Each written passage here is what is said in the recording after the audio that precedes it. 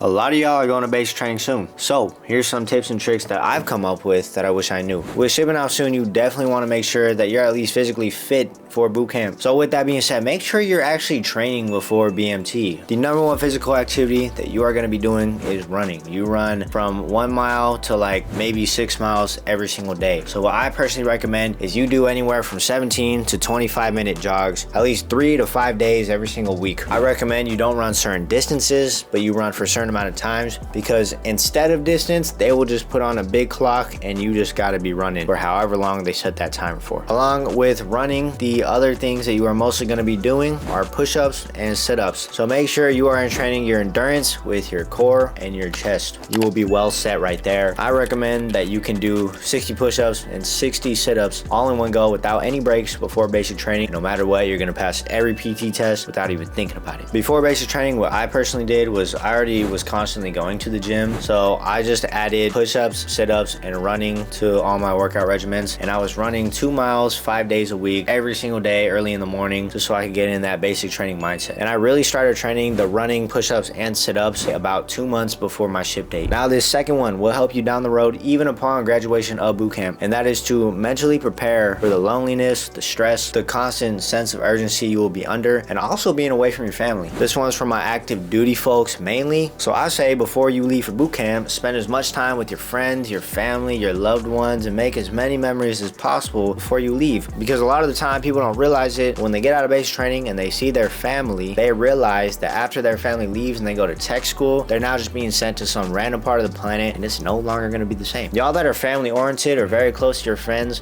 will come to this conclusion very quick. When you get in the military, you are in the military. That is your whole life. You're not going to be seeing your friends and family like you were before. And I know this sounds obvious, but it's going to hit you like a train if you are not prepared for it. All right, now that we got that out the way, let's talk about tips and tricks for when you actually get into basic training. Starting off with what everybody thinks about is the showers. Not gonna lie, you're gonna be showering with a bunch of people every single night, so get used to it. We're all grown adults. My number one tip for showering is when it's time to shower, try to get in there first and be done first. Not even lying, some dormitories only have up to 8 shower heads, and that is 8 shower heads for 50 people to share. So when it's time to shower, get in and get out. I know some of y'all are gonna be all weird about it and super shy about showering in front of people, but I'm telling you, you're gonna get used to it quick. Now the times that you are active in basic training are from 0545 to 2100. When you get that first rude awakening from a drill instructor, you're gonna realize from the moment that you wake up to the moment that you go to sleep, you are gonna be getting yelled at and rushed to do everything you do. So what I recommend is to wake up 20 to 30 minutes before 5:45 in the morning so that you can make your bed, get all your hygiene done, and be ready to fall out for PT as soon as those MTIs come banging on the doors. My flight did it from day one, and I promise you this will make your whole life easier in basic training. Now speaking about making your life easier, this next one is gonna help you guys out a ton, but having a good laundry crew is going to make or break your first few weeks of basic training. Now you can imagine all your clothes get all sweaty and gross in basic training, but imagine that with not being able to do laundry, with just dirty clothes that are unwashed. Your whole self and everyone around you are gonna stink if y'all don't get laundry done in a timely manner, and trust me, those drill instructors will cook you for it. Now my laundry crew was good, but I hear so much of the time that people's laundry crew sucked within those first few weeks of training, and man, it sucks when everybody around you just stinks, bro. All right.